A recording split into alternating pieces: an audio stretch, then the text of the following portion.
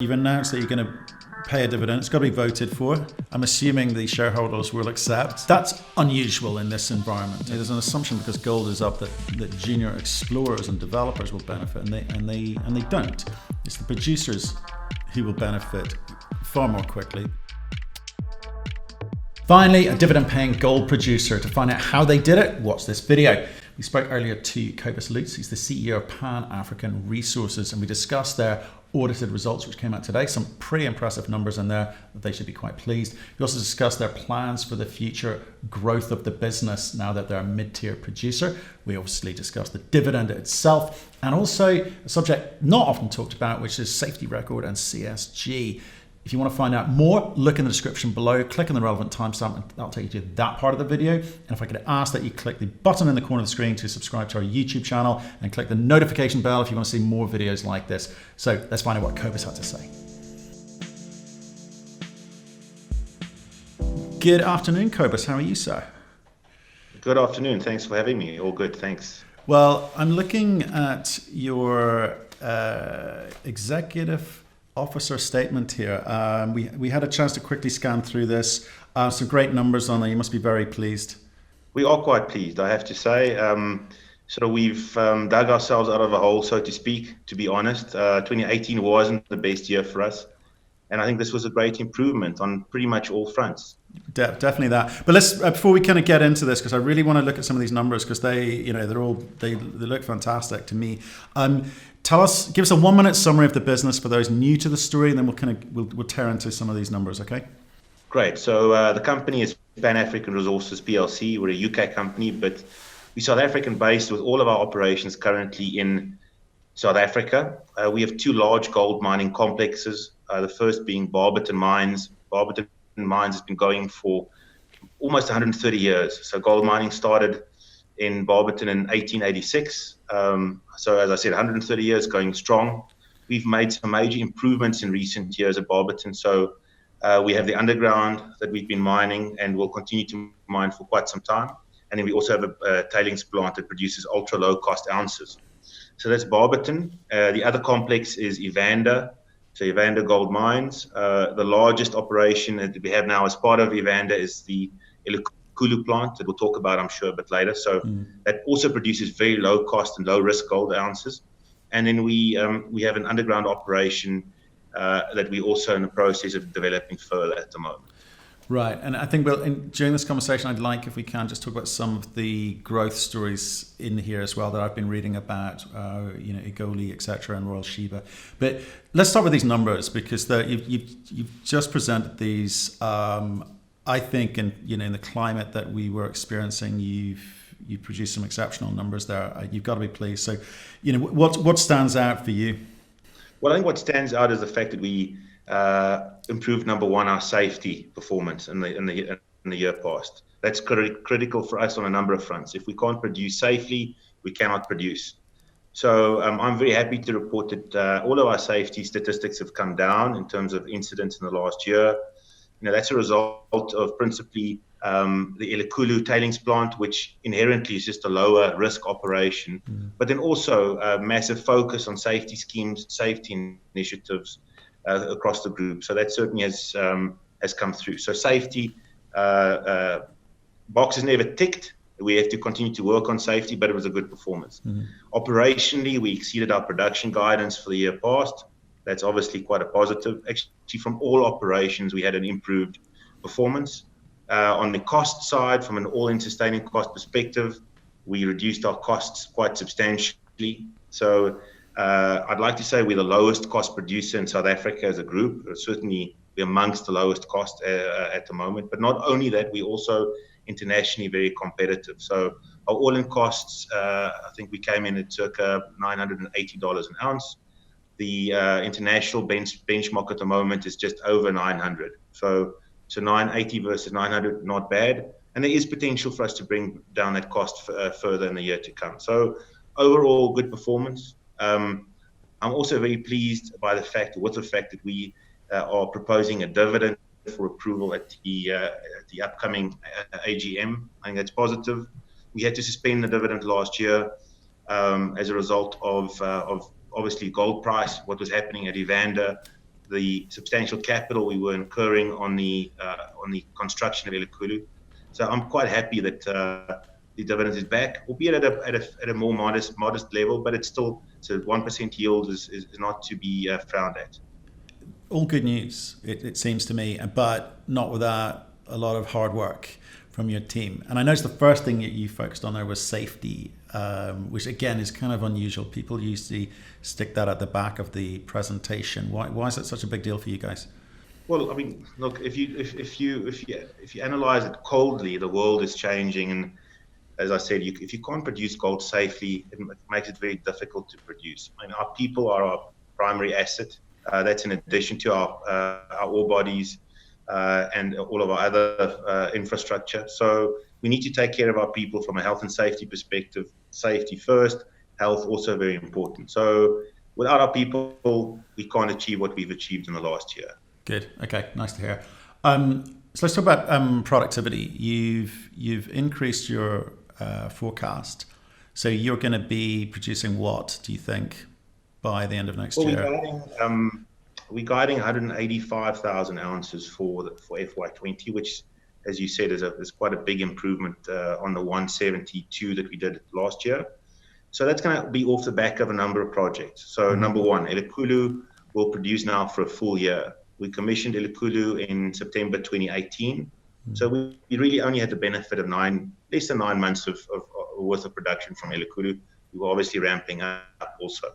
So now you're looking at a full year of production from Elikhulu, which includes the enhanced or increased capacity via the ETRP. That's the tailings plant. So we're saying 65,000 ounces from Elikhulu. We're saying 20,000 ounces from what we call the Evander Pillar project at the Evander Underground, and then 100,000 ounces from Barberton. So that makes up our increased production guidance of 185,000 ounces. Okay, that kind of puts you definitely firmly in the mid-tier producer range. And if you look at, obviously, gold doing what it's done in the last couple of months, you'll start to see the benefit of that in terms of margins, because the quantum that you're producing, and long may the gold rally last, I'm sure you'll agree. And I make that point for investors because there's an assumption because gold is up that junior explorers and developers will benefit, and they don't. It's the producers who will benefit far more quickly because of sales. So that's just worth pointing out here. You talk about the lower AISC, which I thought was interesting. You are striving to drive towards that 900 mark, which is that kind of international standard. So you've clearly made some headway into that. What do you attribute that to, and how are you going to continue driving that lower? Well, so I mean, the first contributor to AISC, or the reduction in AISC, has most definitely been the tailings of our tailings businesses. So as I said, we commissioned Elikhulu in the last year. It's quite a large plant. It processes 1.2 million tons of tailings per month. And that's where we sort of get our 65,000 ounces of gold for the next year. I mean, the great thing with Elikhulu is it produces at an exceptionally low all-in sustaining cost. So we should be $650 odd, if not lower, in terms of all-in sustaining at Elikhulu. We then have the Barberton tailings retreatment plant, BTRP, that does also 20,000 ounces. So overall, you have 85,000 ounces that are what we like to call pretty much ultra low cost production ounces. So just the mere fact that we have these ounces provides a stable base load, so to speak, for our portfolio. It allows us to survive pretty much in any gold price environment, and it brings down the group's all-in sustaining cost quite significantly. Then, so I mean, those are the tailings businesses. There's quite a lot of optimization that we're busy with as far as the underground's concerned at Barberton. So we're looking to simplify the infrastructure. We're doing a lot more development, which allows us further access to high-grade ore bodies. We're looking at the marginal side of the business to see if we sort of cut some ounces, do we sort of bring down our costs. So there are a number of initiatives also ongoing to further reduce the all-in sustaining cost for the group. Okay, but that does tend to suggest that the Barberton costs are quite high, right?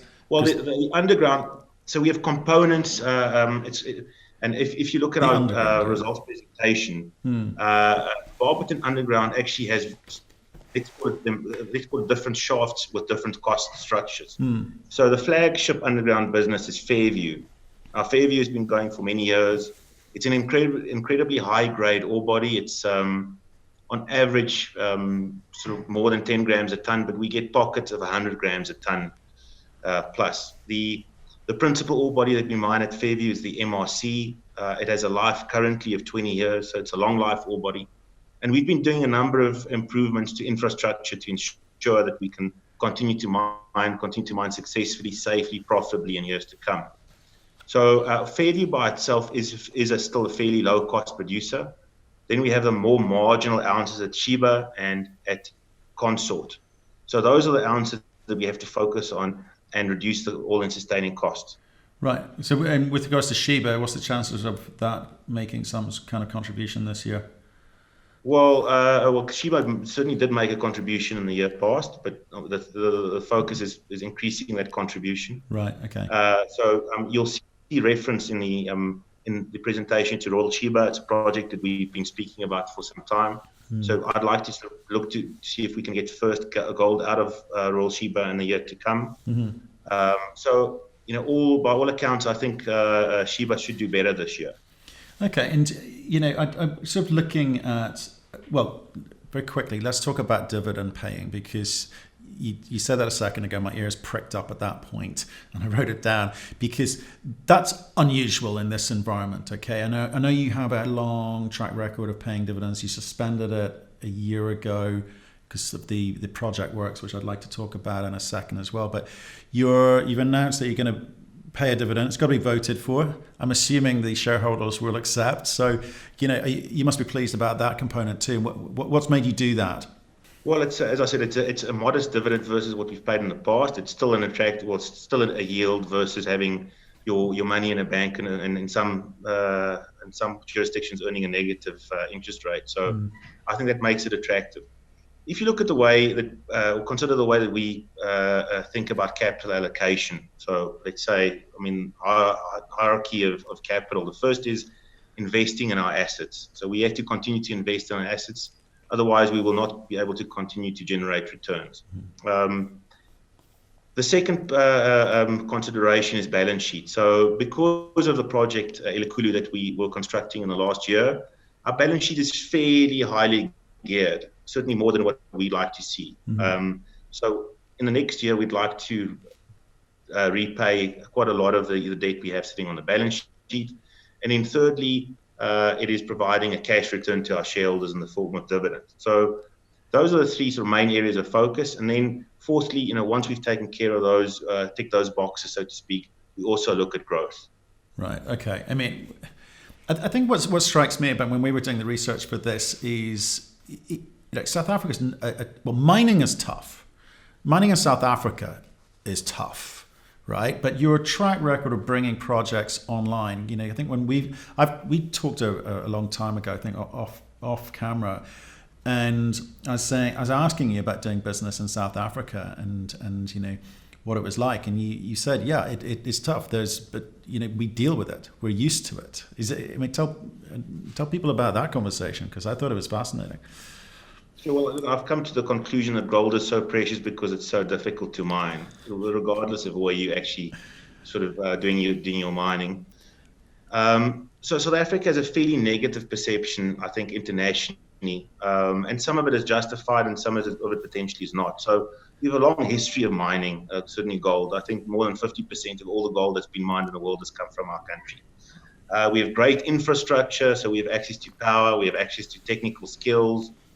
We have a good constitution, we have a good legal system, etc. But then you're faced with the cons also. You have unemployment, the economy is not doing great. There's uncertainty in terms of mining legislation. We have power challenges, electricity issues. So that sort of makes for an interesting mix. But as you point out, we've been able to mine successfully in South Africa for many years. We've been able to bring great projects online in South Africa in recent years. It demonstrates that we have the ability to operate. And I think it is one thing that's certainly come to the fore in the last years is that Africa generally is a difficult place to do business. You look at regulatory issues in Tanzania, you look at terrorism in West Africa, you have to accept that mining in Africa does come with challenges, and you have to equip yourself and skill yourself to be able to deal with those and be successful and operate successfully and sustainably. You bring up points which most CEOs try to avoid discussing, which I quite like. It's also on page 7 of the presentation, which I had a quick scan through, where you talk about the underlying risks and how you're dealing with them. And I just think it's quite attractive when a company is refreshingly honest about the issues that you're dealing with. But as I say, what I can't argue with is your track record of continually delivering the ounces, because that's what's important. What's also important is driving that share price, right? So you have had your share price affected, like a lot of people, to be fair, but what are you doing about it? Well, if the share price does badly and we continue to sort of fret and worry about the share price, that doesn't really get us anywhere. So, we have a saying that we focus on those things we can control, and then the share price will take care of itself, as it has done to some extent. I don't want to speculate about the future, but we've repositioned ourselves as a low-cost producer, even in a global sense. We have a long life. We have great projects where we can further increase production at sort of fairly benign investments. So I think we're well positioned. We're a safe producer. We're investing into our communities. We're making a difference where we operate. So I think all of that makes for a good mix. And if we deliver pretty much what we said we will do, the share price, as I've said, should take care of itself. Yeah, okay. And like I say, I think as a producer, you're benefiting from a higher gold price, or certainly next year's numbers should, if it continues, benefit from a higher gold price, because your margins are quite good. They're definitely improving. I want to see them continue to improve, and I'm sure you do. Sure. But let's see what that looks like, in the next few months. The one thing which I look for when I'm analysing a company is sort of understanding its financial health. So you've got a bit of debt in there at the moment, but that's, and I always look in that and say, well, is that driving share appreciation or value to the company in some way, or is it going in the ground, or is it being spent on directors' salaries? So the debt in there at the moment is pretty much against which project are you using that for at the moment? Well, that was the $130 million Elikhulu project developed in the last year. And I think, that the project bears testament to what you can get done in South Africa. So to put $130 million into the ground in 12 months is not insignificant. So this plant can treat 1.2 million tons of material a month. And as I said, we produce now forecasted to be 65,000 ounces at an ultra low all-in sustaining cost in the year ahead. So that's what demonstrates that you can get things done in South Africa. And have you got more plans to raise any more money for capital expansion programs, or are you done? Well, we funded as far as the existing projects are concerned, so there's no need for us to go to market. Right. Again, I think the shareholders want to see us deliver on what we've said we would do, and 2019 was, I think, first or second step in doing that, and 2020 should be more of the same. Okay, so it's something to look out for. So margins are improving, cash flows starting to improve. Are you starting to see the benefit of it now, or is that? Well, certainly at the current gold price, we definitely seeing the benefit. And that's another positive around being based in South Africa. So negative is we have generally a rand cost base, which is our local currency, which means that inflation is higher than what you'll find in US dollar terms. So we have wages inflation is higher than what you'd see in dollar terms. Electricity inflation is higher than what you'd see in dollar terms. So that sort of generally then puts a squeeze on margins. Where there's a benefit is when you find the local currency, the rand, blow out a little bit more to the dollar, like what it's done in the last months. Yeah. So that then you see your margins actually go up quite a bit more than what you would find in dollar terms for your African producers. But again, that's something you can't control, but you got to live with. Or are there measures that you can take? Well, you can look to hedge and you can do whatever, but what I'm saying is that sort of the negative on cost inflation is offset when you find a large depreciation in the rand, which is what we've seen in the last month. So yes, so $1,500 gold price is good for us. A 700,000 rand per kilo gold price, which is what we look at, is even better for us at the moment. And then there's just one other aspect of I know you've covered off safety and you've covered off the CSG component, but there have been some disturbances, in country, and one of your sheets talks about arrest rates. What's that? Why declare that? What's that got to do with your ability to mine? Well, illegal mining is a serious issue, in not only in South Africa and the rest of Africa, but you do find the guys being in South Africa quite militant, aggressive, armed, and it's meant that we've had to up our game a little bit. We've had to professionalize further. We've spent a lot on security in the last year, more so than in years past, and that's to protect our assets and to make sure that we can continue to mine safely and sustainably into the future. So yes, it's endemic in South Africa, the fact that you have really high rates of unemployment. You have that's going to create discontent. It's going to create sort of people that have nothing to lose and hence are desperate, and it's understandable. And so we do what we can. If you look at our operations, contractors and employees combined, we employ 3,500 people. So, rule of thumb, each of our workers and contractors look after 10 other dependents. So it's 35,000 people that's dependent on our business. So that's sort of big responsibility for us, and it's also a big responsibility for government to make sure that we can continue to operate. And we have been seeing the support from government, both nationally and locally, in terms of making sure that we can continue to operate. Okay. And it's not just restricted to Africa either. We've been speaking to a few companies in South America also struggling with illegal workers and all the issues that brings. You've got to be sensitive, but you also need to be able to continue to mine. If I may finish off with what you've done with your current assets. You're sweating those assets and working them hard, and that's reflected in the numbers we see. We look forward to seeing some guidance as to what that is looking like during the course of the next 12 months, obviously. And the final question is always, so any plans for any acquisitions? We continue to look at acquisitions, and that's it's always a good thing because it sort of teaches you. I always say, in looking at other people's businesses, you learn quite a bit about your own assets and what you can do differently. So to some extent, what we're busy with at Royal Sheba is a product of us looking at assets elsewhere.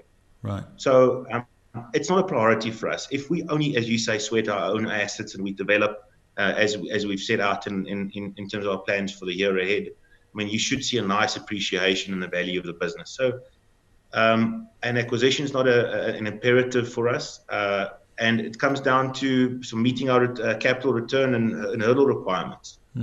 So we continue to look, but we certainly by no means desperate. And we've always said, if you can develop your own portfolio, that really is first prize. Elikhulu being case in point, Igoli potentially also part of Evander being a second example of what we will look at in the year ahead. Okay, and I'm guessing, given you've got experience in underground mining and tailings, if you were looking, you'd be looking for a similar kind of setup that would be optimal for you. Well, I think generally it's difficult for us to justify going out of Africa. Right. Southern Africa, in a way, makes more sense because it's close, it's easier to manage. But we don't. I wouldn't want to limit the company by only that. So. Again, it has to make sense from a return and risk-adjusted return basis. That's what we would look at. Okay. Well, Cobus, thanks very much. I know you've got a really busy day today with these numbers out, and you'll be speaking to lots of people. Thanks for making the time for us. Appreciate that. Please stay in touch, because I think you've built, or you're continuing to deliver on your track record. That's very exciting, refreshingly honest, as I say, when it's very unusual, and some great numbers. So congratulations to you, and we'll speak to you soon. Great, thanks for having me. Thanks very much for watching. We hope you enjoyed that. And if you did, please click the button in the corner of the screen to subscribe to our YouTube channel. You can also catch us on our website, cruxinvestor.com, and Cruxcast, our podcast series. Plus, most days you can catch us on LinkedIn and Twitter. We'd love getting your feedback, so please keep that coming, and we'll speak to you again soon.